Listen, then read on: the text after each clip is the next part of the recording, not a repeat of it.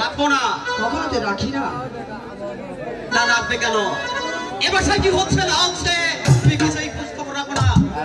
দাদা এখন কাজ করেছে জানো? কি কাজ করেছে?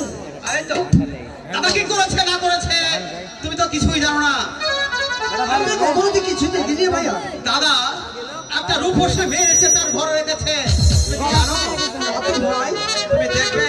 হ্যাঁ দেখলে তার সঙ্গে এসো। তাই চলো ভাই।